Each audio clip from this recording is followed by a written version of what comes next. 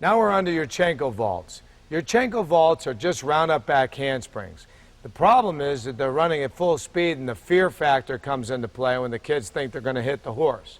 So what I like to do is do a drill onto a mat, just do a round-up back handspring onto a mat, and then I'm going to throw a mat over the horse so it looks like just a mat. So the kids have a lot less fear going for the vault. And all we want to do is just tumble. Because the horse is wide enough now, it should be a pretty easy thing to do. I'm just going to spot it like a regular round-up back handspring.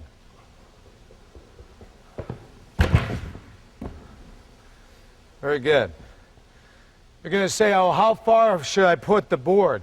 I like to put the zone mat very close to the horse, just enough to sit the mat between the horse and the zone, and then put the board in the zone, and then just leave about 6 inches between your sting mat and your board.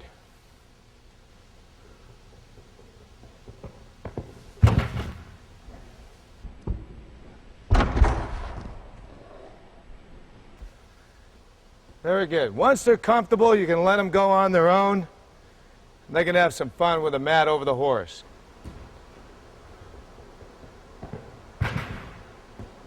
Very good. Now, just like a front handspring, you want to leave the horse at vertical. But for right now, I'm just getting them used to going over the horse.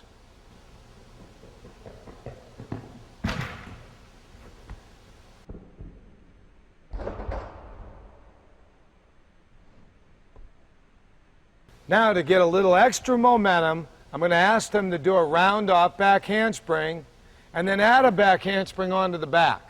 So they're going to do a round-up back handspring and then another back handspring if you have a nice long crash mat like we do.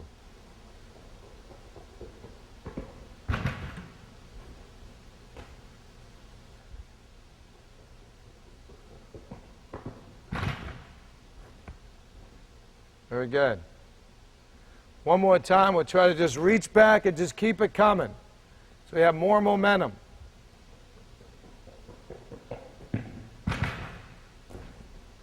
It's okay.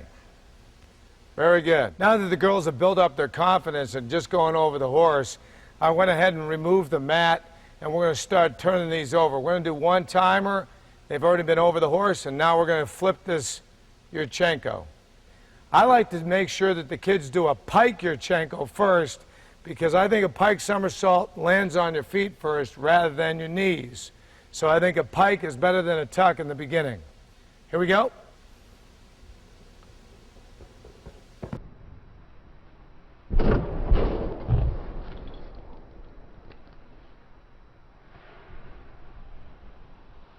Very good. Sabrina here is going to demonstrate what I meant by doing a pike rather than a tuck.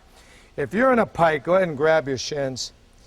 If you're in a pike, there's 3 parts you can land. You can either land on your back, your seat, or your feet. It's more like a triangle. Turn to the side. It's more like a triangle. If you tuck your knees, go ahead and bend your knees, you can either land on your feet, your seat, your back, or your face. And this is something that's very difficult to understand as far as rotation goes, but if you're in a pike, it's really not going to slow you down very much, and I think it's a much safer way to somersault, especially in the beginning. So pikes first.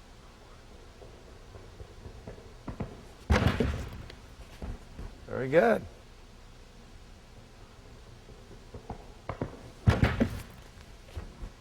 Now on their own. Once they can do it and they feel like they have enough momentum, I'm going to stop the spotting and they're just going to go ahead and block.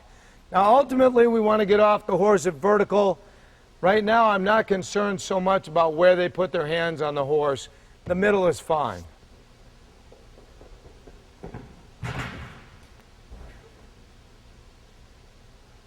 All right.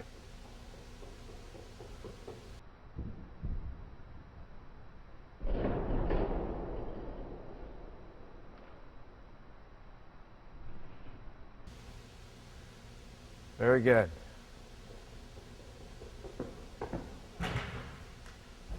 All right. Now we're going to have Kristen's going to try to do a layout somersault. Once you're in a pike, all you have to do is just slide open and make a nice hollow layout position.